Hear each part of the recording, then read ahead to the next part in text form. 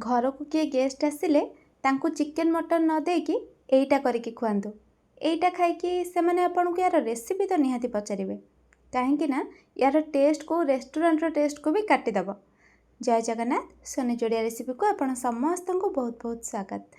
प्रथमे मुझे 200 ग्राम सोया बड़ी नहीं मीडियम साइज नहीं। एबे आमे पानी गरम करवा आउ बड़ी को सेतरे पकेकी मीडियम फ्लेम रे 15 मिनिट पूरा सिझेबा जेमिति भितर बड़ीटा पूरा नरमी जीवो।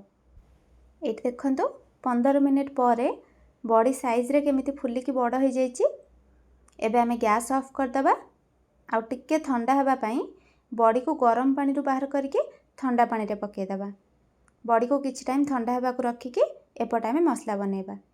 एठी मु दुईटा मीडियम साइज रो पियाज को एमति पतला पतला करी काटिकी रखिछि।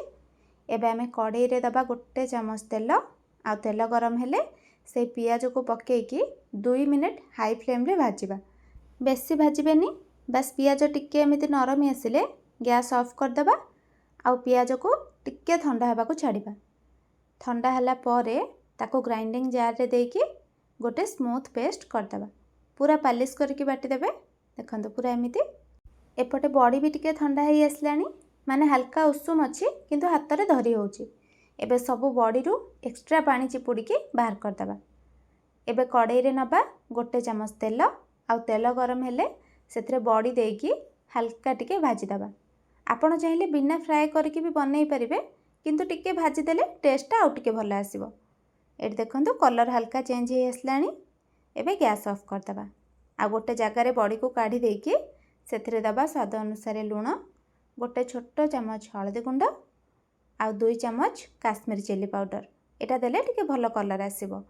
एटा ऑप्शनल अछि आपण चाहिले स्किप भी करि परिबे। एबे दबा 2 चम्मच धनिया पाउडर आ गोटे बड़ चम्मच अदा रसुण पेस्ट। एटा बड़ी रे गोटे बढ़िया यूनिक फ्लेवर दबो तो एटा निहाती देबे। एबे दबा 1 कप दही। बेसी खट्टा दही नेबेनी नरे तरकारी पूरा खट्टालिया लागिबो। पूरा फ्रेश दही नेबे। एबे ए सब को हाथ रे भल से गोळै दबा जेमिति सब मसला दही बड़ी रे भल से मिसी जिवो। सोया बड़ी रे ए सब आउ टिके भल से ऑब्जर्व होबा पई 15 मिनिट कवर करके छाड़िबा। आउ कढ़ाई रे गरम करबा 4 बड़ चम्मच तेल, किछि गोटा मसला दबा, गुजराती, लवंग, 4-5टा गोलमरिच आ गोटे तेजपत्र। गोटा मसलाटा तेल रे देले तरकारीटा टेस्ट भल आसीबो। आधा चम्मच जीरा दबा आ आधा चम्मच दालचीनी गुंडा दबा। गुंड मसलाटा देला बेले गैस पूरा स्लो रखिबे। आधा चम्मच हळदी दबा, आधा चम्मच काश्मीरी चिली पाउडर।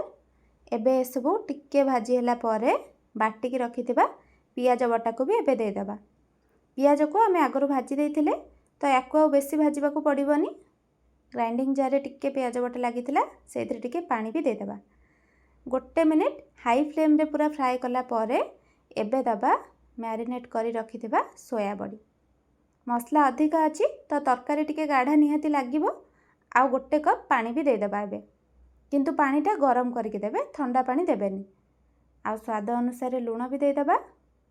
आगरु आमे लूण पकेइथिले बड़ी रे तो एठी देखिकी लूणटा देबे।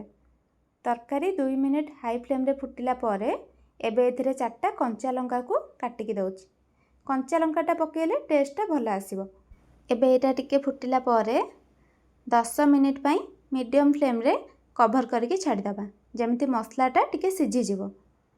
एबे देखंतु 10 मिनिट परे कवर काढिबा आउ एथिरे दबा 1 चम्मच गरम मसला, किछि कस्तूरी मेथी को हल्का भाजिकी ताको हाथ रे एमती गुंड करके नैची आउ किछि कटा हैथिबा धनिया पत्र भी दे दबा। मिक्स कर दबा ए सब को आउ गैस ऑफ कर दबा।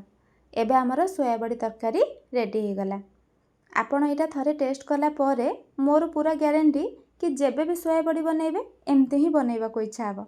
आउ हाँ, जदि वीडियोटी भल लागिथिबो लाइक टे कर देबे। आगु को एमिति नुआ नुआ वीडियो देखिबा पई चैनल को सब्सक्राइब कर नेबे। देखा हबा पुणी गोटे नुआ रेसिपी सह नेक्स्ट वीडियो रे। रहिली जय जगन्नाथ।